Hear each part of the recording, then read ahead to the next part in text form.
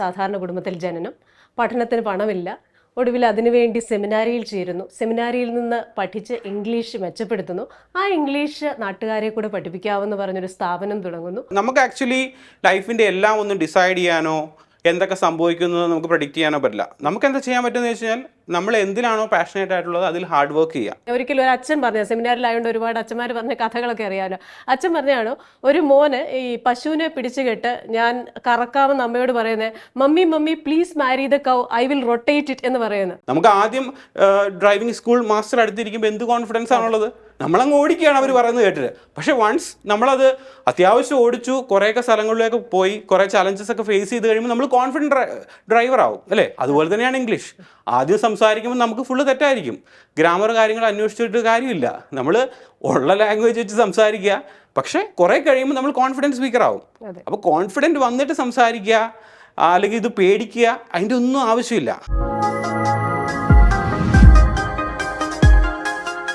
നമസ്കാരം. ആരാണ് പെട്ടെന്ന് വയസ്സാകുന്നത്? അത് പഠനം അവസാനിപ്പിച്ചവരാണ്. അതിപ്പോൾ ആ ആളിന് 20 വയസ്സാണെങ്കിലും 80 വയസ്സാണെങ്കിലും. പറഞ്ഞത് പ്രമുഖ വ്യവസായിയും ഫോർഡിൻ്റെ സ്ഥാപകനുമായ ഹെൻറി ഫോർഡാണ്. ഒരു പ്രായമൊക്കെ കഴിഞ്ഞു കഴിഞ്ഞാൽ പിന്നെ ഇംഗ്ലീഷ് പഠനം ബാലികേറാമലയാണെന്നാണ് പല മലയാളികളുടെയും വിചാരം. ഒരു സിനിമയിൽ പറയുന്നത് പോലെ ഇംഗ്ലീഷ് എന്ന് പറഞ്ഞാൽ ലോകത്ത് എവിടെയാണെങ്കിലും പേടിക്കുന്നവരാണ് മലയാളികൾ എന്നൊരു ധാരണയുണ്ട്. ഇംഗ്ലീഷിനെ അങ്ങനെ പേടിക്കണോ? മണി പോലെ ഇംഗ്ലീഷ് പറയാൻ സാധിക്കുമോ? ഈ ചോദ്യങ്ങൾക്ക് ഉത്തരം തേടുകയാണ് വാല്യൂ പ്ലസ്. അതിനായി നമ്മോടൊപ്പം ഉള്ളത് ജിൻഡാസ് എന്ന ഇംഗ്ലീഷ് പഠന വിസ്മയത്തിൻ്റെ സാരഥി ജിൻഡേഷ് ജോണാണ്. Welcome to Value Plus. അപ്പോൾ നമ്മൾ ഈ നിവിൻ പോളിയെക്കുറിച്ച് പറയുമ്പം ഒറ്റയ്ക്ക് വഴിവെട്ടി വന്ന ആളാണെന്ന് പറയാറുണ്ട്. സാധാരണ ഒരു റോഡുണ്ടെങ്കിൽ നമുക്ക് വളരെ ഈസിയായി ഒരു വാഹനം ഓടിച്ചു പോകാം, ഏത് വാഹനമാണെങ്കിലും. പക്ഷേ ഒരു റോഡില്ലാത്തടത്ത് റോഡ് വെട്ടുക, നമുക്കുള്ള വഴി കണ്ടുപിടിക്കുക, ആ വഴിയിലൂടെ പോകുക എന്ന് പറയുന്നത് വലിയ പ്രയാസമാണ്. അപ്പോൾ കണ്ണൂർ ഒരു സാധാരണ ഗ്രാമത്തിൽ, ഒരു സാധാരണ കുടുംബത്തിൽ ജനനം, പഠനത്തിന് പണമില്ല. ഒടുവിൽ അതിനുവേണ്ടി സെമിനാരിയിൽ ചേരുന്നു. സെമിനാരിയിൽ നിന്ന് പഠിച്ച് ഇംഗ്ലീഷ് മെച്ചപ്പെടുത്തുന്നു. ആ ഇംഗ്ലീഷ് നാട്ടുകാരെ കൂടെ പഠിപ്പിക്കാമെന്ന് പറഞ്ഞൊരു സ്ഥാപനം തുടങ്ങുന്നു. എങ്ങനെയായിരുന്നു? ഒരു ത്രില്ലിംഗ് സ്റ്റോറിയാണല്ലോ, ഒരുപാട് ട്വിസ്റ്റുകളും ടേണുകളും ഒക്കെ ഉള്ളത്. ഓക്കെ, 10ാം ക്ലാസ് കഴിഞ്ഞപ്പോഴാണ് ആക്ച്വലി 10 വരെയും എനിക്ക് എൻ്റെ കുടുംബത്തിൽ സത്യം പറഞ്ഞാൽ പണത്തിൻ്റെ ബുദ്ധിമുട്ടുണ്ടായിരുന്നു.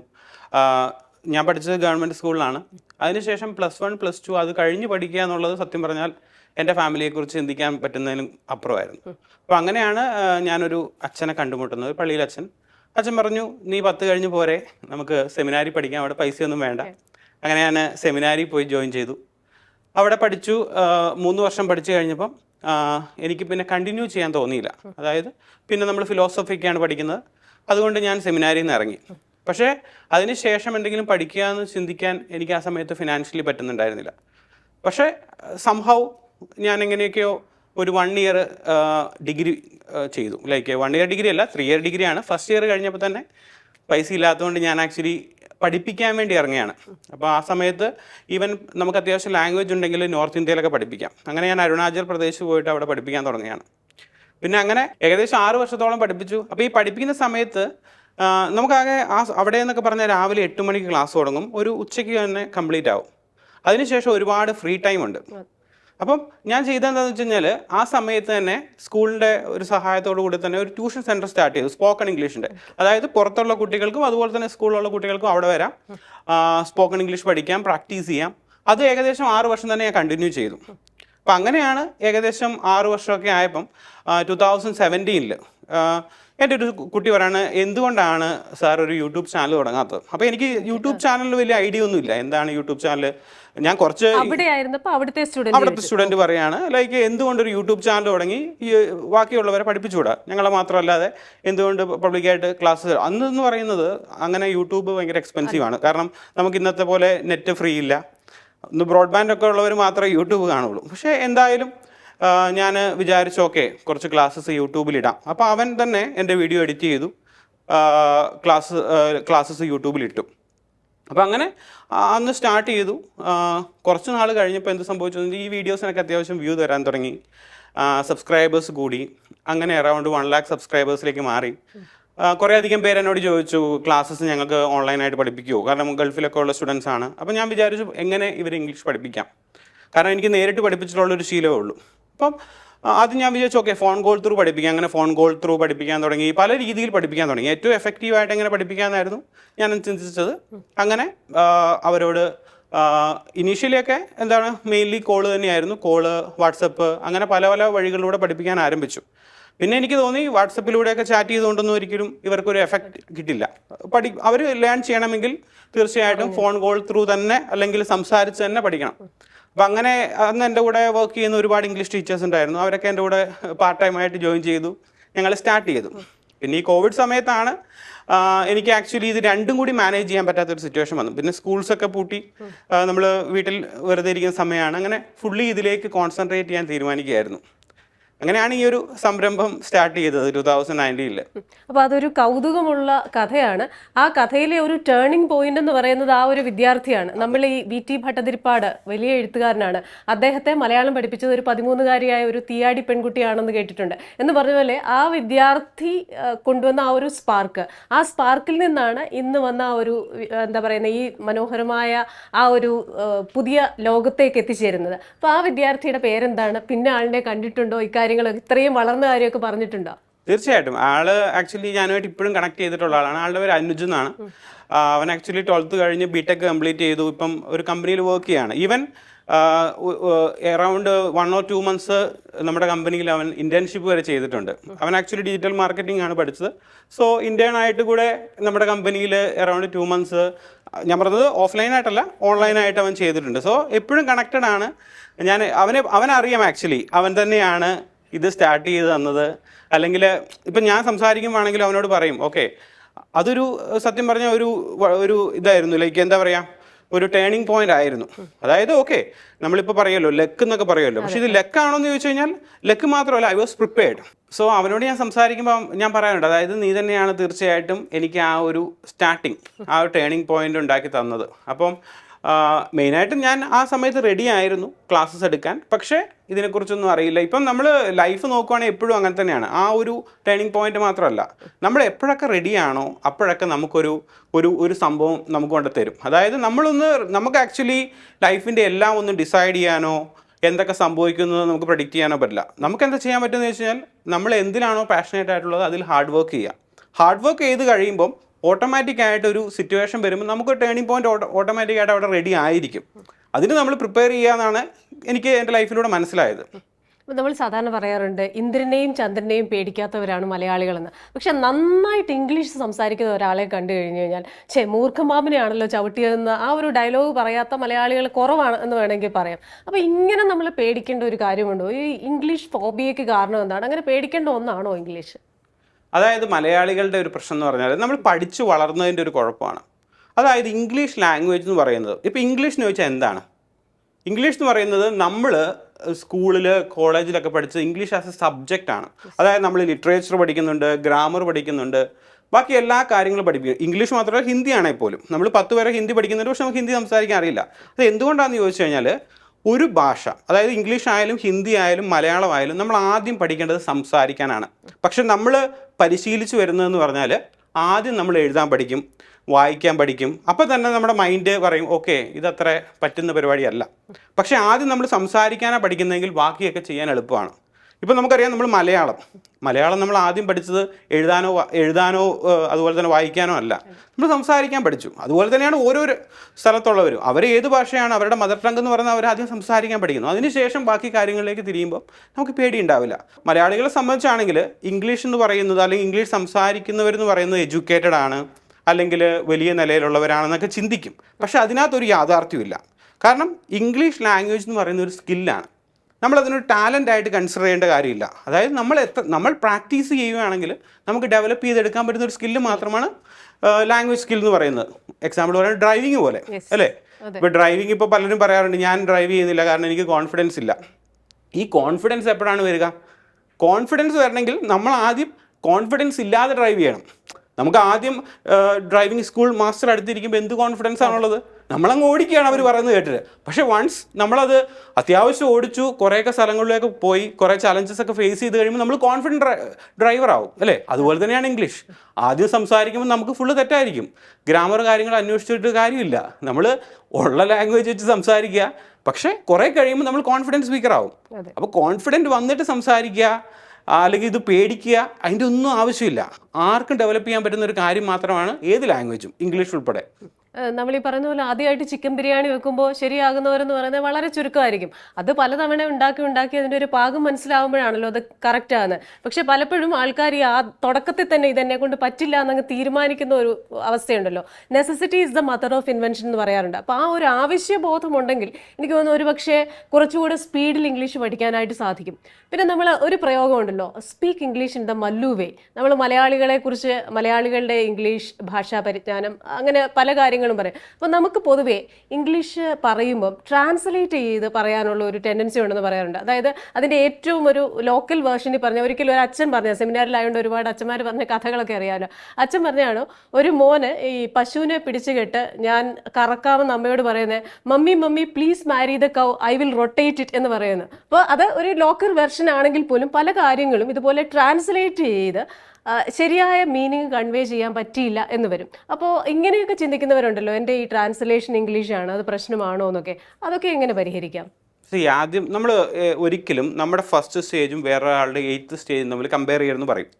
അപ്പം ഞാൻ പഠിച്ചു വളർന്നത് ഇങ്ങനെ തന്നെയാണ്. അതായത് ഐ വിൽ മാരി ദ കൗ എന്നുള്ള രീതിയിൽ ഇംഗ്ലീഷ് സംസാരിച്ച് തന്നെയാണ് ഞാൻ സ്റ്റാർട്ട് ചെയ്തത്. ഞാൻ മാത്രമല്ല, എല്ലാവരും അങ്ങനെയാണ് സ്റ്റാർട്ട് ചെയ്തതാണ് ഞാൻ വിശ്വസിക്കുന്നത്. അതായത് അത് ഫസ്റ്റ് സ്റ്റേജാണ്, അത് അങ്ങനെ തന്നെ ആവുള്ളൂ. നമ്മൾ എപ്പോഴൊക്കെ പെർഫെക്റ്റ് ആയിട്ടേ ഞാൻ ഇംഗ്ലീഷ് സംസാരിക്കൂ അല്ലെങ്കിൽ ഒരു കാര്യം ചെയ്യൂ എന്ന് പറയുമ്പോഴാണ് ഈ പ്രശ്നം. നമ്മൾ എന്താ ചെയ്യേണ്ടതെന്ന് വെച്ച് കഴിഞ്ഞാൽ, നമുക്കറിയാവുന്ന രീതിയിൽ സംസാരിക്കുക. ആ സമയത്ത് ആക്സെൻറ്റോ പ്രൊനൗൺസിയേഷനോ ഗ്രാമറോ വെക്കാബുലറിയോ ഇതൊന്നും നോക്കേണ്ട കാര്യമില്ല. നമുക്കറിയാവുന്ന വാക്കുകൾ വെച്ച് സംസാരിച്ച് തുടങ്ങി കഴിയുമ്പോഴാണ് നമുക്ക് ആക്ച്വലി ഈ കാര്യങ്ങളൊക്കെ വരുന്നത്. അതിനുശേഷം നമുക്ക് എല്ലാം ഡെവലപ്പ് ചെയ്യാം. നമുക്ക് റീഡിങ് ഡെവലപ്പ് ചെയ്യാം, ആക്സെൻറ്റ് ഡെവലപ്പ് ചെയ്യാം. ഇനിയിപ്പോൾ കൂടുതൽ വെക്കാബുലറി, അഡ്വാൻസ് വെക്കാബുലറി വേണോ, അതൊക്കെ നമുക്ക് ഡെവലപ്പ് ചെയ്യാം. പക്ഷേ ഞാൻ പറയുന്നത് ഈ ഫസ്റ്റ് സ്റ്റേജ് നമ്മൾ കംപ്ലീറ്റ് ചെയ്യണം. അതെന്ന് പറയുന്നത് നമ്മൾ പൊട്ടത്തരം പറയുകയാണ് അല്ലേ. നമുക്ക് എന്തെങ്കിലും അറിയാവുന്ന വാക്കുകളൊക്കെ പറയാമെന്നുള്ളൂ. ഇപ്പോൾ സെമിനാറിൽ ഞാൻ പറഞ്ഞു, നമ്മുടെ ബാച്ചിൽ 36 പേരുണ്ടായിരുന്നു. ഞങ്ങൾ പരസ്പരം സംസാരിക്കുന്നതെന്ന് പറഞ്ഞാൽ പുറത്തുനിന്ന് ഒരാൾ കേട്ട് കഴിഞ്ഞാൽ ഭയങ്കര കോമഡിയാണ്. പക്ഷേ നമ്മളെ സംബന്ധിച്ച് അതൊരു ബുദ്ധിമുട്ടില്ല. കാരണം എന്തെങ്കിലുമൊക്കെ സംസാരിക്കുക, കമ്മ്യൂണിക്കേറ്റ് ചെയ്യാമെന്ന് മാത്രമേ അവിടെ ഉള്ളൂ. പക്ഷേ ഞാനൊരു ടീച്ചറായി മാറിക്കഴിഞ്ഞപ്പം അവിടെ കുറച്ചും കൂടി പെർഫെക്ഷനിസം വരണം. അപ്പോൾ ഞാൻ എന്ത് ചെയ്യുന്നത് വെച്ച് കഴിഞ്ഞാൽ, യൂട്യൂബ് ത്രൂവും മറ്റ് ഇതിലൂടെയൊക്കെ കുറച്ചും കൂടി നല്ല ആക്സെൻറ്റ്, കറക്റ്റ് പ്രൊനൗൺസിയേഷനൊക്കെ നോക്കി പഠിപ്പിക്കാൻ തുടങ്ങി. ഇപ്പോൾ നമ്മൾ മലയാളമാണെങ്കിൽ പോലും പൂർണ്ണമായിട്ടും മലയാള ഭാഷയിൽ സംസാരിക്കുന്ന ആരും ഉണ്ടാവില്ല. നമ്മൾ ഒരു ദൈനംദിന ജീവിതത്തിൽ എത്രയോ ഇംഗ്ലീഷ് വേർഡ് യൂസ് ചെയ്തിട്ട് മിക്സ് ചെയ്തിട്ടാണ് സംസാരിക്കുന്നത്. ഇപ്പോൾ ഡെസ്ക്, ചെയർ, ഇങ്ങനെയൊക്കെയുള്ള കാര്യങ്ങൾക്ക് നമ്മൾ അതുപോലെ സ്വിച്ച്, ബസ്, ഇതൊക്കെ നമ്മൾ അതേ വാക്കുകളാണ് ഉപയോഗിക്കുന്നത്. അതുപോലെ തന്നെ പലരും സംസാരിക്കുമ്പോൾ ഫിറ്റായി, റൈറ്റ് ആണ്, അല്ലെ ടൈറ്റ് ആണ്, ഇങ്ങനെയൊക്കെ പറയുന്ന ആൾക്കാരാണ്. അതുപോലെ ബോർ എന്ന് പറയുന്നതിന് നമ്മൾ ബോറൻ, അറുബോറൻ ഒക്കെ ഉണ്ടാക്കിയിട്ടുണ്ട്. അപ്പോൾ ഒരുപാട് ഇംഗ്ലീഷ് വാക്കുകൾ ദൈനംദിന ജീവിതത്തിൽ മലയാളികൾ ഉപയോഗിക്കുന്നുണ്ട്. മാത്രമല്ല ഇതിന്റെ കറക്റ്റ് മലയാളം പലർക്കും അറിയുകയില്ല. ഇപ്പോൾ എക്സ്പ്രസ് എന്ന് പറയുന്ന വണ്ടിക്ക് ഹരിതവർണ്ണ ശീഘ്രഗമന ശീമശകടം, എത്ര പേരത് പറയും. പക്ഷേ യഥാർത്ഥ മലയാളം നമ്മൾ ഉപയോഗിക്കാതെ ഇത്രയും ഇംഗ്ലീഷ് വാക്കുകൾ ഉപയോഗിക്കുന്ന മലയാളിക്ക് പോലും പലപ്പോഴും ഇംഗ്ലീഷ് പറയുക എന്ന് പറയുന്നത് ടഫാണെന്ന് തോന്നും. പിന്നൊരു കാര്യം എന്ന് പറയുന്നത് മലയാളികളുടെ ആക്സെൻ്റ് ആണ്. അപ്പോൾ പലർക്കും എൻ്റെ ആക്സെൻ്റ് അത്ര ശരിയല്ല. അപ്പോൾ നമുക്ക് എല്ലാവർക്കും ഇപ്പോൾ ഹോളിവുഡ് ആക്ടേഴ്സിനെ പോലെ ഇംഗ്ലീഷ് പറയാൻ പറ്റിയെന്ന് വരില്ല. മാത്രമല്ല British accent is different from American accent. നമ്മൾ വേറൊരു പ്രദേശത്ത് പോയി കഴിഞ്ഞാൽ അവിടെ വേറൊരു ആക്സെൻ്റ് ആയിരിക്കും. അപ്പോൾ ഇതൊക്കെ വിചാരിച്ച് ടെൻഷനാകുന്ന കുറേ ആൾക്കാരുണ്ടാവും. ഈ ആക്സെൻ്റ് ഒക്കെ ഇത്ര പ്രശ്നമാണ്, നമ്മളെ ചൂട് ചെയ്യുമ്പോൾ വായിലിട്ട് കഴിഞ്ഞാൽ കറക്റ്റ് ഇംഗ്ലീഷ് പറയാമെന്നൊക്കെ ഓരോരുത്തർ പറയുന്നുണ്ട്. അത് അത്ര പ്രധാനമാണോ? ഇപ്പോൾ ഞാൻ ആദ്യം ചോദിച്ചതിന് ഒരു ഉത്തരം കൂടെ പറയാം. ഓക്കെ. അതായത് മലയാളികൾക്ക് സത്യം പറഞ്ഞാൽ ഇംഗ്ലീഷ് പഠിക്കാൻ വളരെ എളുപ്പമാണ്. കാരണം ഒരു സർവേ പറയുന്നത് നമ്മുടെ ദൈനംദിന ജീവിതത്തിലെ 80% കാര്യങ്ങളും ഇംഗ്ലീഷ് സംസാരിക്കണമെങ്കിൽ വെറും 1000 വാക്ക് മതി എന്നാണ്. ഇപ്പോൾ ആദ്യം നമ്മൾ പറഞ്ഞല്ലോ, പല വാക്കുകളും നമ്മൾ ഇംഗ്ലീഷ് ഉപയോഗിക്കുന്നു. നമുക്ക് 1000 വാക്കിൽ കൂടുതൽ ആക്ച്വലി അറിയാം. നമ്മളത് കൗണ്ട് ചെയ്ത് നോക്കിയാൽ മതി. 1000 വാക്കിൽ കൂടുതൽ നമുക്ക് ഇംഗ്ലീഷ് വാക്കുകൾ അറിയാം. ഇനി 100% നമുക്ക് ഇംഗ്ലീഷിൽ കമ്മ്യൂണിക്കേറ്റ് ചെയ്യണമെങ്കിൽ നമുക്ക് വേണ്ടത് വെറും 3000 വാക്കുകൾ മാത്രമാണ്. ഇപ്പം നമുക്കൊന്ന് കാൽക്കുലേറ്റ് ചെയ്തറിയാം, 1000 ഒന്നും ആയിരിക്കില്ല, അതിൽ കൂടുതൽ നമുക്ക് ഓൾറെഡി അറിയാം.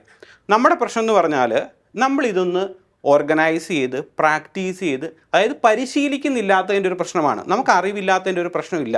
നമുക്ക് ഒരുപാട് കോളേജിൽ നിന്നാണെങ്കിലും സ്കൂളിൽ നിന്നാണെങ്കിലും അല്ലെങ്കിൽ നമ്മൾ സിനിമയിൽ നിന്ന് കേട്ടതാണെങ്കിലും നമുക്ക് ഒരുപാട് വാക്കുകൾ അറിയാം. അപ്പം നമ്മൾ പലരും സംസാരിക്കുന്ന ഒറ്റ കാര്യം എന്ന് പറഞ്ഞാൽ ഈ പെർഫെക്ഷൻസും, അതായത് ആക്സെൻറ്റ് എൻ്റെ ഓക്കെ ആണോ, ഗ്രാമർ എൻ്റെ ഓക്കെ ആണോ, ഇതൊക്കെ റെഡി ആയിട്ട് സംസാരിച്ചാൽ പോരെ എന്ന് ചിന്തിച്ച് നമ്മൾ ഡിലേ ആക്കുകയാണ്. പക്ഷെ എന്നാണ് ഈ ആക്സെൻറ്റ് വരാൻ പോകുന്നത്, അല്ലെങ്കിൽ എന്നാണ് ഈ പെർഫെക്റ്റ് ആവാൻ പോകുന്നത്? സംസാരിച്ചാലല്ലേ പെർഫെക്റ്റ് ആവാൻ പറ്റുള്ളൂ. അപ്പോൾ അതൊന്നും നമ്മൾ ആക്ച്വലി ഒരു കൺസേൺ ആയിട്ട് എടുക്കേണ്ട കാര്യമില്ല. അതൊക്കെ നമുക്ക് വേണമെങ്കിൽ 5th സ്റ്റേജിലോ 6th സ്റ്റേജിലോ ചെയ്യാം. നമുക്ക് വെല്ലായിട്ടുള്ള ഒരു ആക്സെൻറ്റിലേക്ക് മാറി. ഇപ്പോൾ എന്നെ സംബന്ധിച്ച് ഞാൻ ഒരുപാട് ആൾക്കാരുമായിട്ട് കമ്മ്യൂണിക്കേറ്റ് ചെയ്യുന്നതാണ്. ഇപ്പോൾ ഫോറിനേഴ്സായിട്ടൊക്കെ കമ്മ്യൂണിക്കേറ്റ് ചെയ്യും. ഇപ്പോൾ എൻ്റെ ആക്സെൻറ്റ് ഒരിക്കലും എനിക്കൊരു ബേർഡനായിട്ട് ഫീൽ ചെയ്തിട്ടില്ല. അതായത് ഞാൻ അമേരിക്കക്കാരൻ സംസാരിക്കുന്ന പോലെ ഒന്നും അല്ലെങ്കിൽ സംസാരിക്കുന്നത്, ഞാൻ എൻ്റേതായിട്ടുള്ള രീതിയിൽ സംസാരിക്കുന്നു. പക്ഷേ മറ്റുള്ളവർക്ക് അത് മനസ്സിലാക്കാൻ പറ്റുന്നുണ്ട്. അവിടെ അത് ക്ലിയറായി. അതല്ലേ നമ്മുടെ ഉദ്ദേശം എന്ന് പറയുന്നത്, മറ്റൊരാളുടെ കാര്യങ്ങൾ കൺവേ ചെയ്യുക എന്നുള്ളതാണ്. അതിൽ നമ്മൾ എത്രമാത്രം പെർഫെക്റ്റ് ആയി കഴിഞ്ഞാൽ ദാറ്റ്സ് ഇനഫ്. അതുപോലെ തന്നെ നമ്മൾ ഈ ഗ്രാമർ, അടുത്ത പേടിയാണ് ഗ്രാമർ. അപ്പം പലപ്പോഴും ഞാൻ എന്തുകൊണ്ട് ഇംഗ്ലീഷ് സംസാരിച്ചുകൂടാ, അല്ലെങ്കിൽ സംസാരിക്കാൻ ഈസി ആണല്ലോ എന്ന് പറയുമ്പോൾ, അയ്യോ ഞാൻ ചെറിയ ക്ലാസ്സിലൊന്നും ഗ്രാമറൊന്നും പഠിച്ചിട്ടില്ല, ടീച്ചർ ഒരുപാട് ഗ്രാമർ പഠിച്ചിട്ടുണ്ട്. അതായത് ഈ ഡസ് ഡു തുടങ്ങി എസ് ചേർക്കണോ എസ് വേണ്ടയോ, പിന്നെ present tense, past tense, past participle, അതുപോലെ തന്നെ ഓരോന്നും ഈ പറയുന്ന പോലെ ഓരോ ടെൻസിൻ്റെ ഓരോ ഫോമുകൾ, ഇതൊക്കെ എന്താണ്, ഇതെങ്ങനെ പഠിക്കും, ഇതൊക്കെ വലിയൊരു എന്താ പറയുന്നത് തലവേദനയായിട്ടാണ് കാണുന്നത്. ഇതെല്ലാം പഠിച്ചിട്ട് ഇംഗ്ലീഷ് സംസാരിക്കാൻ ഇരുന്ന് കഴിഞ്ഞാൽ ചിലപ്പോൾ ഒരിക്കലും നടന്നില്ല എന്ന് വരും. അപ്പൊ ഈ ഗ്രാമർ ഒരു കുഴപ്പക്കാരനാണോ ഇംഗ്ലീഷ് പഠനത്തിൽ? ഗ്രാമർ ആക്ച്വലി ഞാൻ പറയുന്നത്, ഗ്രാമർ എന്ന് പറയുന്നത് ഇമ്പോർട്ടൻ്റ് ആണെന്ന് ഞാൻ പറയും. കാരണം എന്താണെന്ന് വെച്ച് കഴിഞ്ഞാൽ, നമുക്കറിയാം നമ്മൾ ഒരിക്കലും മലയാളത്തിൽ നാളെ ഞാൻ പോയി എന്നല്ല പറയാ, നാളെ ഞാൻ പോകും അല്ലേ? എന്തുകൊണ്ടാണ്? നമ്മളത് പ്രാക്ടീസ് ചെയ്തുകൊണ്ടാണ്, അതായത് നമ്മൾ റൂൾ ഓർത്ത് വെച്ചിട്ടൊന്നുമല്ല. അപ്പോൾ ഇതുപോലെ തന്നെ നമ്മൾ ഡേ ബൈ ഡേ അല്ലെങ്കിൽ ഡെയിലി ലൈഫിൽ നമ്മൾ ഓരോ കാര്യങ്ങളും, ഗ്രാമറിലെ ഓരോ വാക്കുകൾ, സെൻറ്റൻസുകൾ ഇങ്ങനെ പ്രാക്ടീസ് ചെയ്യുകയാണെങ്കിൽ ഓട്ടോമാറ്റിക് ആ ഒരു ഫ്ലുവൻസി നമുക്ക് കിട്ടും. അല്ലാതെ നമ്മൾ റൂൾ ഓർത്ത് വെക്കാൻ പോയി കഴിഞ്ഞാൽ സത്യം പറഞ്ഞ് ഇംഗ്ലീഷ് സംസാരിക്കാൻ പറ്റില്ല. ഇപ്പം തന്നെ ഞാൻ കണ്ടിട്ടുണ്ട്, ഇപ്പം നമുക്ക് ട്രെയിനേഴ്സിനൊക്കെ ഇൻ്റർവ്യൂ ചെയ്യുമ്പം ഗ്രാമർ അറിയാത്ത ട്രെയിനേഴ്സാണ് നന്നായിട്ട് ഫ്ലുവൻ്റ് ആയിട്ട് സംസാരിക്കുന്നത്. ഒരുപാട് ഗ്രാമർ അറിയുന്നവർക്ക് എപ്പോഴും പേടിയാണ്. അതായത് ഓക്കെ, ഞാൻ പറയുന്നത് വുഡ് ആണോ ചേർത്തത്, വുഡ് ഹാവ് ആണോ, ഒരുപാട് ഐ വുഡ് റാദർ ആണോ യൂസ് ചെയ്ത്, അല്ലെങ്കിൽ നമുക്ക് ഭയങ്കര ഫ്രീ ആയിട്ട് സംസാരിക്കാൻ പറ്റും. ഇപ്പം നമ്മൾ മലയാളം കമ്മ്യൂണിക്കേറ്റ് ചെയ്യുന്നു, നമ്മൾ ബോധേഡല്ല മലയാളം ഗ്രാമറിനെ കുറിച്ച്. അതുകൊണ്ടാണ് നമ്മൾ ഇത്ര കോൺഫിഡൻ്റ് ആയിട്ട് സംസാരിക്കുന്നത്.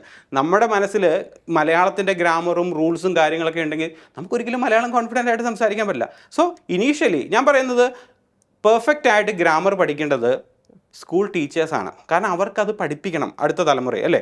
അതുകൊണ്ട് അവർ പെർഫെക്റ്റ് ആയിട്ട്, ബാക്കി നോർമലായിട്ട് നമുക്ക് കമ്മ്യൂണിക്കേറ്റ് ചെയ്യുക എന്നുള്ളതാണ് നമ്മുടെ പർപ്പസ് എങ്കിൽ 100% ഗ്രാമർ പഠിക്കേണ്ട കാര്യമില്ല. വളരെ സിമ്പിളായിട്ടുള്ള കുറച്ച് കാര്യങ്ങൾ മാത്രം നിങ്ങൾ നോക്കിയാൽ മതി. ഈ പറയുന്ന പോലെ മർമ്മ വിദഗ്ധന് പശുവിനെ അടിക്കാൻ പറ്റില്ല എന്ന് പറയുന്ന പോലെ, പശുവിനെ നോക്കുമ്പോൾ പുള്ളി നോക്കുന്ന എല്ലായിടവും മർമ്മമാണ്. അപ്പോൾ അദ്ദേഹത്തിന് അത് അടിക്കാൻ പറ്റില്ല എന്ന് പറയുന്ന പോലെ, ഒരുപാട് ഗ്രാമർ പഠിച്ചിട്ട് ഇപ്പോൾ ഇംഗ്ലീഷ് പറയുക എന്ന് പറയുന്നത് ചിലപ്പോൾ ശരിയായി നടക്കണമെന്നില്ല. എന്നാലും ചിലർക്ക് ഈ പറയുന്ന പോലെ Raman speaks English, we speak English. അപ്പോൾ എവിടെയാണ് എസ് വരേണ്ടത്, എവിടെയാണ് എസ് കളയേണ്ടത്? അതുപോലെ shall, will, shall be, will be, have to, ഇങ്ങനെയൊക്കെയുള്ള പ്രയോഗം ഇതല്ലാതെ കേൾക്കുമ്പം ഇവരുടെ വിചാരം, അയ്യോ ഇത്രയും എന്താ പറയുക 33 കോടി ദൈവങ്ങളുണ്ടെന്ന് പറയുന്ന പോലെ ഇത്രയും കാര്യങ്ങളുണ്ടോ എന്നൊരു ടെൻഷൻ വരും. അപ്പോൾ ഇതൊന്നും ടെൻഷൻ അടിക്കേണ്ട കാര്യമില്ല. ഇതൊക്കെ ഓട്ടോമാറ്റിക് ആയിട്ട് നമ്മുടെ എന്താ പറയുന്നത് നാക്കിലേക്ക് വന്നോളൂ, അല്ലേ? തീർച്ചയായിട്ടും. അതായത് നമുക്ക് വേണ്ടത് സത്യം പറഞ്ഞാൽ ഒരു ഗ്രാമർ ബുക്കല്ല. നമുക്ക് വേണ്ടത് മേ ബി ഒരു മെൻറ്റർ ഉണ്ടെങ്കിൽ നല്ലതായിരിക്കും. അതായത് ഓക്കെ, ഞാനിപ്പം ഒരാളോട് സംസാരിക്കുന്നു, ആൾക്ക് ഇംഗ്ലീഷ് അറിയുമെങ്കിൽ ഓക്കെ നീ പറയുന്നത് എസ് ഇറക്കരുത് എന്നുള്ള രീതിയിൽ ഇടയ്ക്കിടയ്ക്ക് എനിക്കൊരു സജഷൻ തരുവാണെങ്കിൽ ഞാൻ പിന്നെ തെറ്റ് പറയുന്നത് കുറയും, ശരിയല്ലേ? അങ്ങനെ ഒരു മെൻറ്റർഷിപ്പ് ആണെങ്കിൽ ദാറ്റ് വുഡ് ബി ബെറ്റർ. അല്ലാതെ നമ്മൾ ഈ റൂള് മുഴുവൻ കാണാപ്പാടം പഠിച്ച് സംസാരിക്കുക എന്ന് പറയുന്നത് സത്യം പറഞ്ഞാൽ അത് ബുദ്ധിമുട്ടാണ്. അത് നടക്കുന്ന കാര്യമല്ല. ഏതർ നിങ്ങൾക്ക് നന്നായിട്ട് ഗ്രാമർ പഠിക്കാം, അല്ലെങ്കിൽ നിങ്ങൾക്ക് നന്നായിട്ട് സംസാരിക്കാം. ഇതിൽ ഏതെങ്കിലും ഒന്നേ നടക്കുള്ളൂ. അല്ലെങ്കിൽ ഒരു കാര്യം ചെയ്യണം, ലൈക്ക് നന്നായിട്ട് ഫ്ലുവൻ്റ് ആയിട്ട് സംസാരിക്കാൻ പഠിച്ചതിന് ശേഷം ഗ്രാമർ കാര്യങ്ങൾ നോക്കുക. അപ്പം നമുക്കറിയാം ഓക്കെ അവിടെ ഇവിടെയൊക്കെ ഞാൻ പറയുന്നത് കുറച്ച് മാറ്റങ്ങൾ വരുത്താനുണ്ട്. അതിപ്പോൾ നമുക്ക് എന്താ പറയുക, നമുക്ക് വളരെ സിമ്പിളായിട്ട് ചെയ്യാവുന്നുള്ളൂ. നമ്മളൊരു സ്റ്റേജിൽ എത്തിക്കഴിഞ്ഞാൽ നമുക്കെല്ലാം ഈസിയാണ്. നമ്മളിപ്പോൾ 10th എക്സാം നമ്മൾ കുറച്ച് ബുദ്ധിമുട്ടൊക്കെ ആയിട്ടായിരിക്കും എഴുതിയിട്ടുണ്ടാവും. പക്ഷേ ഇപ്പം നമ്മൾ തിരിഞ്ഞു നോക്കുമ്പോൾ അതൊക്കെ സിമ്പിളായിട്ട് നമുക്ക് തോന്നാറില്ലേ? അതാ പറഞ്ഞേ, ഒരു ലെവലിൽ എത്തിക്കഴിയുമ്പോൾ നമുക്കിതൊക്കെ കറക്റ്റ് ചെയ്യാവുന്നേ ഉള്ളൂ. അപ്പോൾ എൻ്റെയൊക്കെ ചെറുപ്പകാലത്ത് ചിലപ്പോൾ കേട്ടിട്ടുണ്ടാകും, കോട്ടയത്ത് പ്രകാശ് കോളേജ് എന്ന് പറയുന്ന ഒരു ഇൻസ്റ്റിറ്റ്യൂട്ട് ഉണ്ടായിരുന്നു. അപ്പോൾ കേരളത്തിൽ തന്നെ spoken English rapid speaking course എന്നൊക്കെ പറയുന്ന പോലെ സ്പോക്കൺ ഇംഗ്ലീഷിൻ്റെ ആദ്യ വഴികളിൽ നടന്നവരിൽ ഒരാളാണ്. അപ്പോൾ അത് ഈ പറയുന്നത് പോലെ ഒരു കെട്ട് പുസ്തകമുണ്ട്, ചെറിയ ചെറിയ പുസ്തകങ്ങളുടെ ഒരു കൂട്ടം. ഇതിൽ പഠിപ്പിക്കുന്നത് മുഴുവൻ ഗ്രാമറാണ്. ശരിക്കും പറഞ്ഞു കഴിഞ്ഞാൽ ആ പുസ്തകം മുഴുവൻ ഞാൻ പഠിച്ചു. അപ്പോൾ ഗ്രാമർ വളരെ കഷ്ടപ്പെട്ട് പഠിച്ചിട്ടും നമ്മൾക്കിത് പറയാൻ വലിയ ബുദ്ധിമുട്ടാണ്. കാരണം ഈ ഗ്രാമർ പഠിച്ചു, എനിക്കറിയാം ഷാൽ ബി, വിൽ ബി, അല്ലെങ്കിൽ എസ് ഇവിടെയാണ്, അല്ലെങ്കിൽ ഇന്ന കാര്യം ഇങ്ങനെയാണ്. പക്ഷെ അത് ഭാഷയിലേക്ക് കൺവേർട്ട് കൊണ്ടുവരുമ്പോൾ നമുക്ക് പദപരിചയം കൂടി വേണം. ഈ പറയുന്ന വൊക്കാബുലറിയുടെ കാര്യം, അത് നമുക്കൊരു 1000 അല്ലെങ്കിൽ ഒരു 2000 3000 വാക്കുണ്ടെങ്കിൽ സുഖമായിട്ട് കമ്മ്യൂണിക്കേറ്റ് ചെയ്യാം. പക്ഷേ ആ വൊക്കാബുലറി ഓരോ ദിവസം ഒരു പുതിയ വാക്കെങ്കിലും പഠിക്കുക എന്നതിലേക്ക് മലയാളികൾ വരേണ്ടിയിരിക്കുന്നു തോന്നുന്നു. നമുക്ക് എങ്ങനെ ഈ വൊക്കാബുലറി ഇംപ്രൂവ് ചെയ്യാൻ പറ്റുന്നത്? വൊക്കാബുലറി ഇമ്പ്രൂവ് ചെയ്യാൻ നമ്മൾ ചെയ്യേണ്ടതെന്ന് പറഞ്ഞാൽ നമ്മൾ അത് വേണമെങ്കിൽ നമുക്ക് എന്താ പറയുക, നമ്മൾ മനഃപൂർവ്വമായിട്ട് പഠിക്കാം. അതായത് നമുക്ക് വേണമെങ്കിൽ ഒരു 5 വേർഡ്സ് എടുത്തിട്ട് ഇന്നത്തെ ദിവസം നമ്മളത് എങ്ങനെയെങ്കിലും നമ്മുടെ കമ്മ്യൂണിക്കേഷൻ ഉൾപ്പെടുത്തുമെന്ന് വിചാരിക്കാം. ഓക്കെ, ഒരു വാക്ക് നമ്മൾ എടുക്കുന്നു, അത് നമ്മൾ നിർബന്ധപൂർവ്വം നമ്മളത് ഉപയോഗിക്കുന്നു, എന്നാൽ മാത്രമേ നമുക്കത് പഠിക്കാൻ പറ്റുള്ളൂ. ഇപ്പം ഞാൻ സെമിനാരിയിൽ ഉണ്ടായിരുന്നപ്പോൾ പ്രാക്ടീസ് ചെയ്ത ഒരു മെത്തേഡാണത്. അതായത് എല്ലാ ദിവസവും ഈ സിമ്പിളായിട്ട് സംസാരിക്കാതെ കുറച്ച് അഡ്വാൻസ് ആയിട്ട് സംസാരിക്കണമെങ്കിൽ തീർച്ചയായിട്ടും നമുക്ക് കുറച്ച് അഡ്വാൻസ് വെക്കാബുലറി വേണം. അപ്പോൾ ആ അഡ്വാൻസ് വെക്കാബുലറി നമ്മൾ ഡിക്ഷണറി നോക്കി കണ്ടുപിടിച്ച് ആ വേർഡ് എങ്ങനെയെങ്കിലും ഇതിൽ കുത്തിക്കയറ്റും. അപ്പോൾ ആദ്യം കേൾക്കുന്നവർക്ക് എന്താണ് അത് ചോദിക്കുന്നത്, നീ പറയുന്നത് മനസ്സിലാവും. അപ്പോൾ ഞാൻ പറഞ്ഞു കൊടുക്കും, ഇതിൻ്റെ അർത്ഥം ഇതാണ്, ഞാൻ ഇന്ന് പഠിച്ച വേർഡാണ്. അങ്ങനെ ഒരു 4-5 വേർഡ്സൊക്കെ എന്ത് ചെയ്യും, ഡെയിലി പഠിക്കുന്നതുകൊണ്ട് വൊക്കാബുലറി അത്യാവശ്യം ഇമ്പ്രൂവ് ചെയ്യാൻ പറ്റി. അപ്പോൾ അത് ഒരു പ്രാക്ടീസാണ്. പക്ഷേ ഞാൻ പറയുന്നത് വെറുതെ കാണാപ്പാഠം പഠിച്ചോ അല്ലെങ്കിൽ മറ്റ് ടെക്നിക്ക് ഉപയോഗിച്ച് പഠിക്കാനാണെങ്കിൽ നടക്കില്ല. പ്രാക്ടീസ് ചെയ്യണം. ഓക്കെ, ഒരു വേർഡ് എടുക്കുന്നു, നമ്മളത് ഡെയിലി ലൈഫിൽ യൂസ് ചെയ്യുന്നു, അങ്ങനെ യൂസ് ചെയ്ത് പ്രാക്ടീസ് ചെയ്യുന്നു, അത് നമുക്ക് മനഃപ്പാഠമാവുന്നു. അത് ഒന്നാമത്തെ സ്റ്റേജ്. അത് കഴിഞ്ഞിട്ട് നമ്മൾ ഈ ഇംഗ്ലീഷ് സംസാരിക്കണം എന്ന് ആഗ്രഹിക്കുന്ന എല്ലാവരുടെയും ഒരു ലാസ്റ്റ് ഡ്രീം ആണല്ലോ തരൂരിനെ പോലെ ഇംഗ്ലീഷ് സംസാരിക്കുക, ഒരു തരൂരിയൻ ഇംഗ്ലീഷ് എന്നൊക്കെ നമ്മൾ പറയാറുണ്ട്. അപ്പോൾ അത്രയും ഹൈ ലെവൽ ഇംഗ്ലീഷ് സംസാരിക്കുക, അതിന് ഇഡിയംസ് ആൻഡ് ഫ്രേസസ്, മനോഹരമായ അത്തരം ഫ്രേസസ് ഒക്കെ അദ്ദേഹം ഉപയോഗിക്കാറുണ്ട്. ഉദാഹരണം പറഞ്ഞാൽ അക്കിലേസ് ഹീൽ, ഒരാളിനെ അവനപ്പനൊരു തലവേദനയാണ് എന്ന് പറയാൻ അങ്ങനെ ഒരു ഫ്രേസ് ഒക്കെ ഉപയോഗിക്കാറുണ്ട്. അപ്പോൾ ആ ഒരു ലെവലിലേക്ക് നമ്മളൊരു ബേസിക് സ്പോക്കൺ ഇംഗ്ലീഷ് പഠിച്ചു, നമുക്ക് കോൺഫിഡൻസ് ഉണ്ടായി, വെക്കാബുലറി അത്യാവശ്യം സ്ട്രോങ് ആണ്. ഇനി നമ്മൾ ഇഡിയംസ് ആൻഡ് ഫ്രേസസിലേക്ക് പോകുന്ന കുറച്ചുകൂടെ നമ്മുടെ ഭാഷ ആലങ്കാരികമാക്കാൻ അതും എല്ലാവർക്കും സാധിക്കുമോ? തീർച്ചയായിട്ടും അത് നമുക്ക് ഒരിക്കലും ഒരു ബുദ്ധിമുട്ടുള്ള കാര്യമല്ല. കാരണം ഞാൻ പറഞ്ഞില്ലേ, എപ്പോഴാണ് ഇഡിയംസ് യൂസ് ചെയ്യുന്നത്, എപ്പോഴാണ് ഫ്രേസസ് യൂസ് ചെയ്യുന്നത്. ഇനിയിപ്പം നമുക്കൊരു ഫ്രേസ് നമ്മൾ കണ്ടുപിടിച്ചു. ഇപ്പം നമ്മുടെ റീൽസ് നോക്കിയറിയാം, നമ്മുടെ ചാനലിൽ ഒരുപാട് റീൽസിനകത്ത് നമ്മൾ പഠിപ്പിക്കുന്ന ഇഡിയംസും ഫ്രേസസും ആണ്. അത് ഏത് സിറ്റുവേഷനിലാണ് ഉപയോഗിക്കുന്നത് ഇതൊന്ന് പഠിപ്പിച്ചു കൊടുക്കുക. അതായത് ഓക്കെ, ഇപ്പോൾ ഒരാൾ പറയാണ്, ഇപ്പം എന്നോട് ചോദിക്കുകയാണ്, ഓക്കെ ഇൻ്റർവ്യൂ പേടിയുണ്ടോ? ഞാൻ പറയാം, it's a piece of cake, എനിക്കത് പേടിയുള്ള കാര്യമില്ല, ഈസിയാണ്. കാരണം ആ പീസ് ഓഫ് കേക്ക് നമ്മളവിടെ ഉപയോഗിച്ച് കഴിയുമ്പോൾ പിന്നെ അത് എനിക്ക് ഏത് സിറ്റുവേഷനിൽ ഉപയോഗിക്കാം. അങ്ങനെ ഏതൊക്കെ ഫ്രേസസ് ഇഡിയംസ് ആണോ ഉള്ളത് അത് നമ്മുടെ കമ്മ്യൂണിക്കേഷനിലേക്ക് കൊണ്ടുവരിക. നിങ്ങൾക്കത് മനഃപ്പാഠമായിരിക്കും, ഏത് സിറ്റുവേഷനിൽ പഠിക്കാൻ പറ്റും. അതെ. അപ്പോൾ അതുപോലെ തന്നെ ഈ പലപ്പോഴും മലയാളികൾ ഇംഗ്ലീഷ് പഠിക്കാത്തതിന് ഒരു കാരണം കൂടെയുള്ളവർ കളിയാക്കുന്നതാണ്. ഇപ്പം ഞങ്ങൾ ഹോസ്റ്റലിലായിരിക്കുമ്പോൾ ഞങ്ങൾ ഇങ്ങനെ ഒരു പ്രതിജ്ഞ എടുക്കും, നാളെ മുതൽ നമ്മൾ ഇംഗ്ലീഷ് മാത്രമേ പറയൂ. പക്ഷെ ഒരാൾ ഇംഗ്ലീഷ് പറയാൻ തുടങ്ങി കഴിഞ്ഞാൽ ബാക്കിയുള്ളവരും കൂടെ ചേർന്ന് കളിയാക്കും. അപ്പോൾ ഈ കളിയാക്കൽ കാരണം പലപ്പോഴും ഈ ഇംഗ്ലീഷ് പറയണം എന്ന് പറയുന്ന ദിവസം നല്ല സൈലൻ്റ് ആയിരിക്കും, കാരണം ആർക്കും ഒരു കോൺഫിഡൻസ് ഇല്ല. അപ്പം നമ്മുടെ ഈ ഇൻസ്റ്റിറ്റ്യൂട്ടിൽ അല്ലെങ്കിൽ നമ്മുടെ പഠന രീതിയിൽ കളിയാക്കൽ ഒഴിവാക്കി എല്ലാവർക്കും ഈ പറയുന്ന പോലെ പൊട്ടത്തരം പറഞ്ഞ് ശരിയിലേക്ക് പോവുക എന്ന രീതിയിൽ ട്രയൽ ആൻഡ് എറർ ലേണിംഗിലേക്ക് അത്തരത്തിലൊരു എൻവയോൺമെന്റ് ഉണ്ടാക്കാറുണ്ടോ? തീർച്ചയായിട്ടും. ആക്ച്വലി നമ്മുടെ കേരളത്തിലാണ് കൂടുതലായിട്ട് ഞാനിത് കണ്ടിട്ടുള്ളത്. നോർത്ത് ഇന്ത്യയിലൊന്നും ആ പ്രശ്നം ഞാൻ കാണുന്നില്ല. കാരണം അവിടെയൊക്കെ പിള്ളേർ അവിടെ ക്ലാസ്സിൽ ഇംഗ്ലീഷാണ് പറയുക, നമുക്കറിയാം പറയുന്നത് പൊട്ടത്തെറ്റാണ്, പക്ഷെ അവിടെ ആരും കളിയാക്കില്ല. പക്ഷെ കേരളത്തിൽ ഇത് പറഞ്ഞാൽ ഒരാൾ ഇംഗ്ലീഷ് പറഞ്ഞു കഴിഞ്ഞാൽ കേൾക്കുന്നവൻ അറിയില്ലെങ്കിലും വെറുതെ കളിയാക്കും. അത് ഒഴിവാക്കാൻ വേണ്ടി ഇപ്പം നമുക്ക് ചെയ്യാൻ പറ്റുന്നതെന്ന് പറഞ്ഞാൽ, ഞങ്ങളുടെ ഇൻസ്റ്റിറ്റ്യൂട്ട് ചെയ്യുന്നതെന്ന് പറഞ്ഞാൽ 1-on-1 ക്ലാസ്സസ് കൊടുക്കുക എന്നുള്ളതാണ്. അതായത് ആ ക്ലാസ്സിൽ ട്രെയിനറും സ്റ്റുഡൻറ്റും മാത്രമേ ഉള്ളൂ, വേറെ ആരുമില്ല. ട്രെയിനർ ഒരിക്കലും ഒരു സ്റ്റുഡൻറ്റിനെ കളിയാക്കില്ലല്ലോ. അപ്പം അതുകൊണ്ട് സ്റ്റുഡൻറ്റിന് ഒരു വിഷമമില്ലാതെ, ഒരു എന്താ പറയുക, ആരും കളിയാക്കും എന്നുള്ള പേടിയില്ലാതെ പ്രാക്ടീസ് ചെയ്യാം. മൺഡേ ടു ഫ്രൈഡേ അവർ പ്രാക്ടീസ് ചെയ്യുന്നു. അതിനുശേഷം സാറ്റർഡേ ഞങ്ങളുടെ ക്ലാസ് എന്ന് പറയുന്നത് ഗ്രൂപ്പ് ക്ലാസ് ആണ്. അവിടെ ഒരുപാടധികം സ്റ്റുഡൻസ് ഉണ്ടാവും, പക്ഷേ ഈ സ്റ്റുഡൻറ്റിന് ഒരു പേടിയില്ല. കാരണം അവർ ഇൻഡിവിജ്വൽ ക്ലാസ്സിൽ സംസാരിച്ച് കുറേ പേടിയൊക്കെ മാറി. ഇനി 5th ഡേ 6th ഡേ ബാക്കിയുള്ളവരോടും കൂടെ സംസാരിക്കുമ്പോൾ അവരുടെ കോൺഫിഡൻസ് ബിൽഡ് ആവും. അപ്പം ഞാൻ പറയുന്നത് എത്രമാത്രം ആൾക്കാർ ഇത് ഫോളോ ചെയ്യുമെന്നറിയില്ല. അതായത് മറ്റുള്ളവരെ കളിയാക്കരുതെന്നൊക്കെ പറഞ്ഞാലും ഒരു പക്ഷേ എനിക്ക് തോന്നിയിട്ടുള്ള ഈ കളിയാക്കൽ വരുന്നത് നമുക്കൊരിക്കലും അവരുടെ അത്ര എത്താൻ പറ്റാത്തതുകൊണ്ടായിരിക്കാം, അല്ലെങ്കിൽ അവരെ പോലെ ചെയ്യാൻ പറ്റാത്തതുകൊണ്ടായിരിക്കാം, അല്ലേ? അല്ലാതെ ഒരിക്കലും അവൻ വളരണമെന്ന് ആഗ്രഹിക്കുന്നുണ്ടല്ലോ. അപ്പം പരമാവധി നമ്മൾ കളിയാക്കാതിരിക്കുക. ഇങ്ങനെയുള്ള കോളേജ്, ഹോസ്റ്റൽ, ഇവിടെയൊക്കെ ഇപ്പം സെമിനാരിയിൽ ആക്ച്വലി ഞങ്ങൾക്ക് ഫൈനുണ്ട്. അതായത് മലയാളം പറഞ്ഞു കഴിഞ്ഞാൽ നമുക്ക് ഫൈനാണ്. ഫൈൻ എന്ന് പറയുന്നത് ചിലപ്പം 1000 ഇമ്പോസിഷൻ ആയിരിക്കും, അല്ലെങ്കിൽ വൈകുന്നേരം നമ്മൾ ചിലപ്പോൾ ഒരു എഡിറ്റോറിയൽ ഫുള്ളായിട്ട് അതിനകത്ത് കുറേ വേർഡ്സ് കാണാപ്പാടം പഠിക്കേണ്ട ഒരു ഫൈനായിരിക്കും. അപ്പോൾ അതൊക്കെ ഉള്ളതുകൊണ്ട് ചിലപ്പോൾ നമ്മളും ഇനീഷ്യലി ഇങ്ങനെ സംസാരിക്കാതൊക്കെ ആയിരുന്നു ഇരുന്നത്. പക്ഷെ പിന്നെ മനസ്സിലായി ഇത് നമുക്ക് വേണ്ടി തന്നെയാണ്, നമ്മൾ പ്രാക്ടീസ് ചെയ്താൽ മാത്രമേ നമുക്ക് ഡെവലപ്പ് ചെയ്യാൻ പറ്റുള്ളൂ. അങ്ങനെ നമ്മൾ ഡെവലപ്പ് ചെയ്യുകയാണ് ചെയ്തത്. ഏതോ ഒരു മലയാള സിനിമയുടെ പേര് ഞാൻ ഓർക്കുന്നില്ല, മമ്മൂക്ക സ്പോക്കൺ ഇംഗ്ലീഷ് ക്ലാസ്സിൽ പോകുന്നുണ്ട്. അപ്പോൾ മമ്മൂക്ക അവിടെ ചെല്ലുമ്പോൾ തൊട്ട് പല ഡിഫിക്കൽട്ടീസും ഫേസ് ചെയ്യുന്നുണ്ട്. കാരണം അദ്ദേഹം വരുന്നത് ഒരു ഏജ് ആയി കഴിഞ്ഞിട്ടാണ്, സാധാരണ ബാക്ക്ഗ്രൗണ്ടിൽ നിന്നാണ് വരുന്നത്, ഒരു പ്രത്യേക സാഹചര്യത്തിൽ ഇംഗ്ലീഷ് പഠിക്കാൻ വരുന്നതാണ്. അപ്പോൾ അങ്ങനെ വരുമ്പോൾ നമുക്കറിയാമല്ലോ, നമ്മുടെ മുന്നിൽ വരുന്ന ഓരോരുത്തരും ഓരോ ലെവലിലുള്ളവരായിരിക്കും. ചിലർ നല്ല പ്രായമുള്ള, ഇംഗ്ലീഷിനെ കുറിച്ച് യാതൊരു ധാരണയും ഇല്ലാത്ത ആൾക്കാരായിരിക്കും.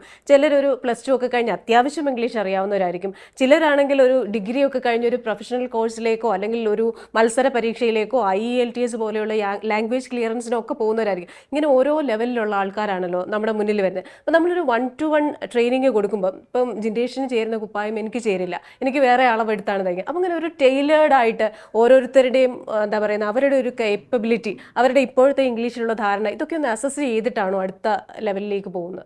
തീർച്ചയായിട്ടും. അതായത് നമുക്കിപ്പം ഒരു പ്രിലിമിനറി ടെസ്റ്റ് എന്നൊക്കെ പറയുന്ന പോലെ ലെവൽ അസസ്മെൻറ്റ് നമ്മൾ ആദ്യം ചെയ്യും. ഒരാൾ എന്തിനാണ് ഇംഗ്ലീഷ് പഠിക്കുന്നത്. ഇപ്പോൾ എനിക്കൊരു റീസൺ ഇല്ലെങ്കിൽ എനിക്കൊരിക്കലും പഠിക്കാൻ പറ്റില്ല എന്നുള്ളതാണ്, അല്ലേ? ഇപ്പോൾ ഒരാളെ നിർബന്ധിച്ച് ലാംഗ്വേജ് പഠിപ്പിക്കാൻ പറ്റുമോ? ഇല്ല.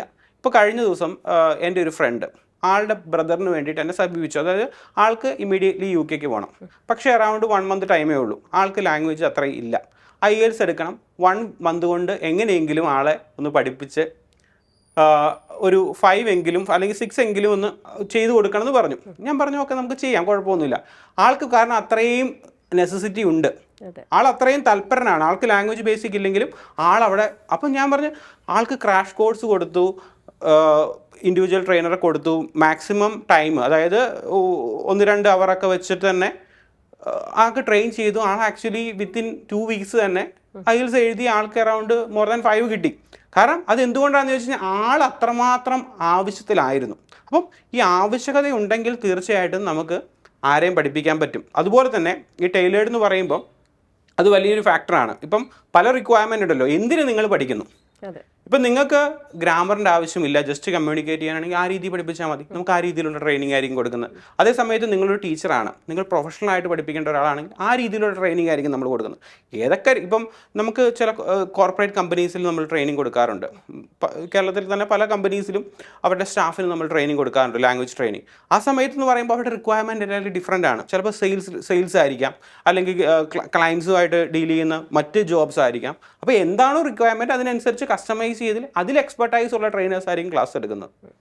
ഞങ്ങളുടെയൊക്കെ കുഞ്ഞിലെ ഞാൻ ഓർക്കുന്നുണ്ട്, ഡിക്റ്റേഷൻ എന്ന് പറയുന്നത് വലിയ ഇമ്പോർട്ടൻ്റ്. അതിപ്പോൾ മലയാളമാണെങ്കിലും ഹിന്ദി ആണെങ്കിലും ഇംഗ്ലീഷ് ആണെങ്കിലും ഒരു സ്പെല്ലിംഗ് അങ്ങോട്ടോ ഇങ്ങോട്ടോ തെറ്റിക്കഴിഞ്ഞാൽ ടീച്ചേഴ്സിന് നല്ല അടി കിട്ടുമായിരുന്നു. അപ്പോൾ സ്പെല്ലിംഗ് കറക്റ്റ് ആയിരിക്കണം, ഒരു വാചകം എഴുതുമ്പോൾ അത് പൂർണ്ണമായിരിക്കണം. പക്ഷേ നമ്മൾ ആ ഒരു ജനറേഷനിൽ നിന്ന് അടുത്ത ജനറേഷനിലേക്ക് വന്നപ്പോൾ കുറച്ച് മാറ്റം ഉണ്ടായി.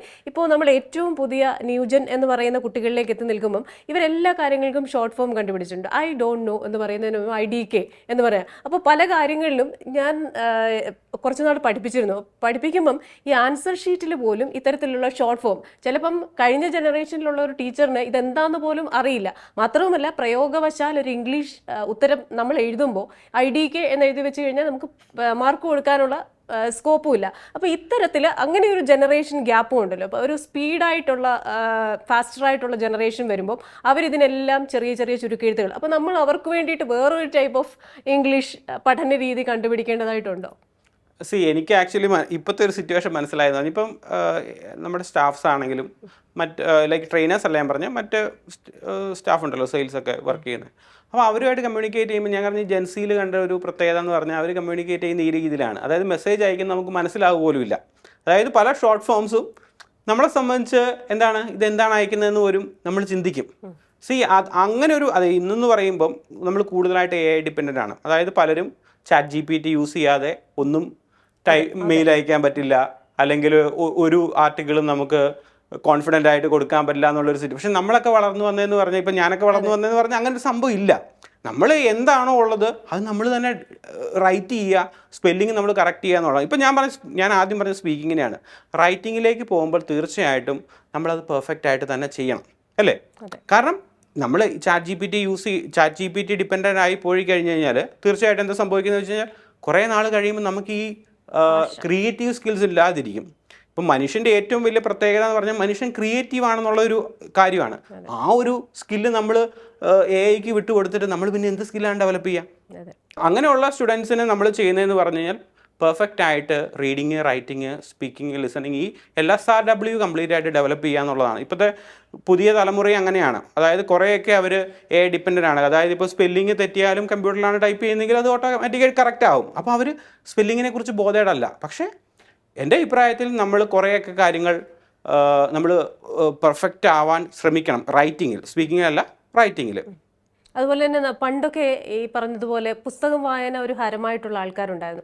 പക്ഷേ പൊതുവേ ഞാൻ പഠിപ്പിക്കുന്ന കാലത്ത് പോലും എനിക്കറിയാം, കുട്ടികളെ വീട്ടിൽ ചെന്ന് കഴിഞ്ഞ് നമ്മൾ പറയും ബുക്ക് വായിക്കണം, ഈ ടെക്സ്റ്റ് ബുക്ക് നിങ്ങൾ വായിക്കണം, അതിലെന്താണ് നമ്മൾ പോയിന്റ്സ് മാത്രമാണ് പറയുന്നത്, അതാണ് എക്സ്പ്ലെയിൻ ചെയ്യുന്നത്, പക്ഷേ ആ കോണ്ടന്റ് നിങ്ങൾ വായിച്ചെടുക്കണമെന്ന് പറയുമ്പോൾ ഇവർക്ക് വായിക്കാൻ മടിയാണെന്ന് പറഞ്ഞിട്ട് വായിച്ചു കൊടുക്കാൻ ഒരാളിനെ പൈസ കൊടുത്ത് അപ്പോയിന്റ് ചെയ്യുന്ന രീതി ഉണ്ടായിരുന്നു. അപ്പോൾ ഈ ശരിയായി പുസ്തകങ്ങൾ, ആ പുസ്തകങ്ങൾ മാത്രമല്ല ഫിക്ഷൻസും നോവൽസും അതേപോലെ ചെറുകഥകളും ഒക്കെ വായിക്കുമ്പോഴാണ് നമ്മുടെ ആ ഭാഷ മനോഹരമാകുന്നത്. അപ്പോൾ വായനാശീലം കുറവുള്ള ഈ ഒരു കാലഘട്ടത്തിൽ അത് മറ്റൊരു ഡേഞ്ചറാണ് ഈ പറയുന്ന AI എന്ന് പറയുന്നത്. ഒരു സ്ഥാപനത്തിൽ എല്ലാ വ്യക്തികളും ലീവ് ആപ്ലിക്കേഷൻ അയക്കുന്നത് ഒരേ ലാംഗ്വേജിലാണ്. അത് വേൾഡ് വൈഡ് ആകാൻ വലിയ താമസമൊന്നുമില്ല. എല്ലാവരുടെയും ലീവ് ആപ്ലിക്കേഷൻ ഒരേപോലെ, എല്ലാവരുടെയും ലെറ്റർ ഫോർമാറ്റ് ഒരേപോലെ എന്ന് പറയുമ്പം ആർക്കും പ്രത്യേകിച്ച് ഒരു എന്താ പറയുന്നത്, അപ്പോൾ എഴുത്തുകാർക്ക് പോലും ചിലപ്പോൾ വിലയില്ലാത്ത ഒരു കാലമായിരിക്കും വരുന്നത്. വൈക്കം മുഹമ്മദ് ബഷീറിൻ്റെ ശൈലി അല്ല ഉള്ളൂരിൻ്റെ ശൈലി, അല്ലെങ്കിൽ മറ്റൊരാളുടെ ശൈലി. ഓരോരുത്തർക്കും ഓരോ ക്രിയേറ്റീവ് ശൈലിയാണല്ലോ. അപ്പോൾ ഇനി നമ്മൾ വരുന്നത് ഒരേപോലെ ഒരു യൂണിഫോം ഹ്യൂമൻ ബീയിങ്സിനെ സൃഷ്ടിക്കുന്ന കാലമാണോ എന്ന് നമുക്ക് തോന്നിപ്പോകും. അപ്പോൾ അത്തരം കാര്യങ്ങൾ ഒഴിവാക്കാൻ ഈ ജിൻഡാസിൽ എന്തൊക്കെ എഫേർട്ടുകളാണ് ചെയ്യുന്നത്?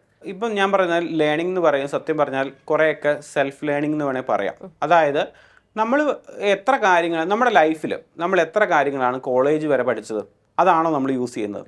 കുറേയൊക്കെ കാര്യങ്ങൾ നമ്മൾ സ്വന്തമായിട്ട് ലേൺ ചെയ്യേണ്ടതാണ്. അപ്പം ജിൻഡാസിൽ ആക്ച്വലി തീർച്ചയായിട്ടും ചെയ്യുന്നതെന്ന് പറഞ്ഞാൽ ഒരാളുടെ അഭിരുചി മനസ്സിലാക്കി. ഇപ്പോൾ കുട്ടികൾക്കുള്ള ട്രെയിനിങ്ങിൽ നമ്മൾ ചെയ്യുന്നതെന്ന് പറഞ്ഞു കഴിഞ്ഞാൽ പല പല സ്കിൽ ബേസ്ഡ് ആയിട്ടുള്ള ട്രെയിനിങ് ഉണ്ട്. അതായത് പബ്ലിക് സ്പീക്കിംഗ്, ഇനിയിപ്പം റൈറ്റിങ്ങിലാണെങ്കിൽ അതുമായിട്ട് റിലേറ്റ് ചെയ്ത പല പല കാര്യങ്ങൾ. അപ്പോൾ ഇതൊക്കെ നമ്മൾ ഇൻട്രൊഡ്യൂസ് ചെയ്യുമ്പം നമ്മൾ നോക്കുന്നത് ഈ ഒരു കുട്ടിക്ക് ആക്ച്വലി ആരാണ് ആവേണ്ടത്, അല്ലെങ്കിൽ ഈ കുട്ടി എന്തിനാണ് ലാംഗ്വേജ് പഠിക്കുന്നത്. ഇപ്പം കുട്ടികളുടെയൊക്കെ സത്യം പറഞ്ഞാൽ ഏകദേശം ഒരേ റിക്വയർമെൻ്റ് ഒക്കെ ആയിരിക്കും. അവർക്ക് നന്നായിട്ട് ലാംഗ്വേജ് ഇല്ലെങ്കിൽ പ്രോപ്പറായിട്ട് എക്സാം എഴുതാൻ പറ്റില്ല. ഇംഗ്ലീഷ് മാത്രമല്ല, ഏത് സബ്ജക്റ്റ് എഴുതണമെങ്കിൽ നല്ല ലാംഗ്വേജും സ്കില്ലും വേണം. അപ്പോൾ ആ രീതി ഡെവലപ്പ് ചെയ്യും.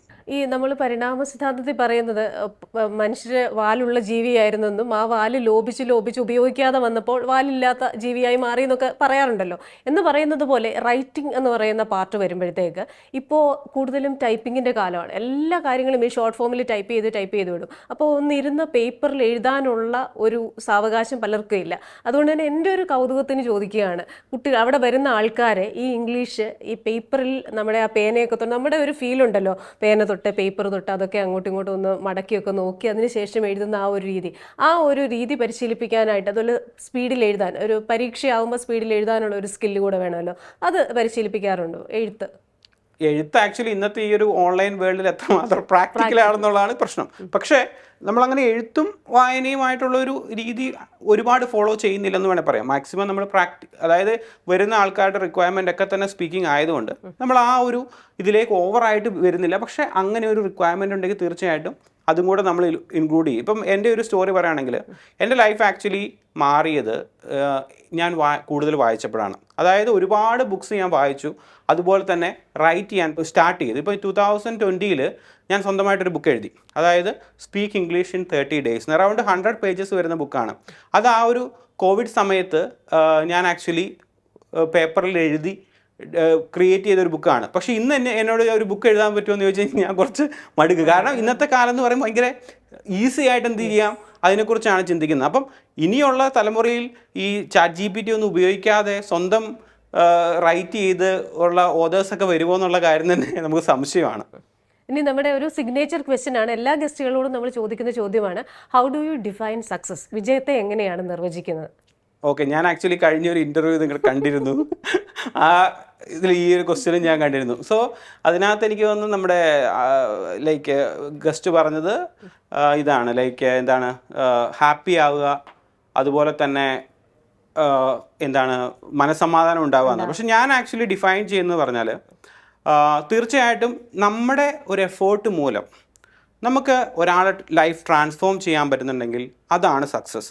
ഇപ്പോൾ എൻ്റെ ഒരു സ്റ്റോറി നോക്കുവാണെങ്കിൽ ഞാനൊരു സാധാ സ്കൂൾ ടീച്ചറായിരുന്നു. പക്ഷേ ഇപ്പോഴത്തെ എൻ്റെ എയിം എന്ന് പറയുന്നത് 2030 ആകുമ്പോഴേക്കും എൻ്റെ ടീമിൻ്റെ എയിം എന്ന് പറയുന്നത് അറൗണ്ട് 10 മില്യൺ ആൾക്കാരുടെ ലൈഫ് ട്രാൻസ്ഫോം ചെയ്യുക എന്നുള്ളതാണ്. അതായത് പല ആൾക്കാർക്കും അറിയില്ല അവർ ഇംഗ്ലീഷ് പഠിച്ചാൽ എന്ത് ഉപകാരം കിട്ടുമെന്ന്. അത് ഞാൻ പറയുന്നത്, അതായത് അവരുടെ ലൈഫിൽ എന്ത് മാറ്റം ഉണ്ടാകുമെന്ന് അവരറിയുന്നില്ല. അപ്പം അങ്ങനെ ഇംഗ്ലീഷ് ലാംഗ്വേജ് ആയിരിക്കാം, മറ്റ് ലാംഗ്വേജ് ആയിരിക്കാം, അവരെ പഠിപ്പിച്ച് അവരുടെ ലൈഫ് ട്രാൻസ്ഫോം ചെയ്യുക. അങ്ങനെ ഓരോരുത്തരുടെ ലൈഫ് നമുക്ക് ട്രാൻസ്ഫോം ചെയ്യാൻ പറ്റുന്നുണ്ട്. നമ്മൾ കാരണം വേറെ ആളുടെ ലൈഫ് മാറുന്നുണ്ടെങ്കിൽ ദാറ്റ്സ് കോൾഡ് സക്സസ്. അതെ. അപ്പോൾ മലയാളിയുടെ ഇംഗ്ലീഷ് ഫോബിയ മാറ്റാനുള്ള ഈ യാത്രയിൽ കൂടുതൽ ദൂരം മുന്നോട്ട് പോകട്ടെ. എല്ലാ ആശംസകളും. Thank you so much. Thank you.